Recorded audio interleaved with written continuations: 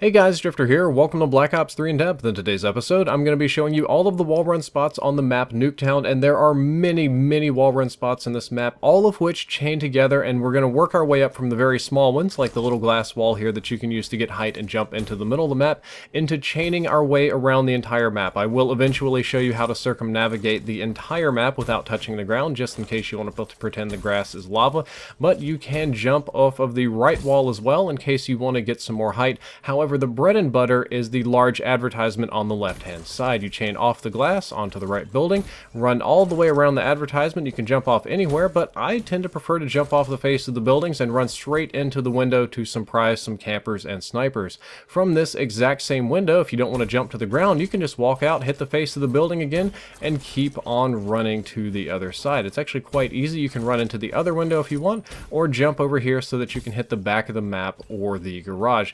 Pretty straightforward, but from this side you can jump off the face of the orange building, wall run across either side, and straight back to the advertisement. Pretty dope. You can run off the right hand side of the blue building and go straight back into the enemy spawn. I think you're starting to already see the chains we're building from the enemy spawn. There's a very minor one. You can indeed run off of the children's playhouse and onto the back side of the blue building, and if you can avoid the stair rails and the doorways and stuff, you can actually run all the way across, but it's not such a big deal.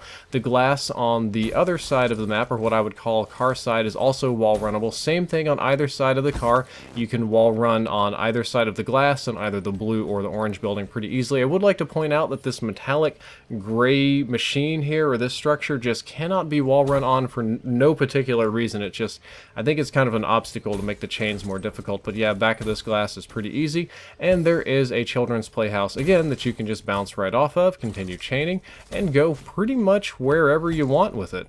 Many of you may have noticed that the trains or buses in the middle of the map have these dummies in them and that they're very flat in glass. Well, that's obviously just so that you can wall run off of them, and you can chain from bus to bus as long as you don't fall off the door. Go either side, very easy. I'm doing it kind of easy here, but you can, a lot of people bounce across the middle, but you can launch off of the buses onto the advertisement again and then straight back to the buses, or continue on an entirely different chain. It's a little bit hard to go around the back side of the buses a lot of time. It uses up most of your boost, but it is quite doable if your timing is good. But the idea is to just kind of chain these all together so that you can assault your enemies from unusual positions. Just kind of throw them off. You might be a sitting duck in the air, but that's on you. The Nuketown sign itself is wall runnable. You probably could chain it up to the big advertisement if I cared. I tend to use it to just bounce off straight into the window. Maybe not the most practical, but doable. Now we're going to move on to some of the big boy chains. I'm going to show you how to circumnavigate the entire map. Not so much on the instructions, really. We've already showed you most of these things. It's just kind of putting the parts together and being really particular down here not to get bumped off by the door or anything like that. Here I tend to run on the face of the building, but you can jump to the buses if you want to. Go ahead and hit the back advertisement. And the most difficult thing about circumnavigating the map is always the back of the buildings, either the orange building or the blue building. It's very hard to hit these without, getting pushed off by the doors, but that is the way to do it. And at this point I'm running a little bit low on my boost, but you guys get the idea. If you want to change your chains up a little bit, you can maybe jump from the middle of the map and wall run down here onto the buses, around the buses, do lots of interesting things with the buses, pretty much anything but ride them, and continue chaining anywhere on the map. Very high mobility. It's really going to change up the dynamic of Nuketown, and I think you're going to be picking a lot of people out of the air after this video comes out.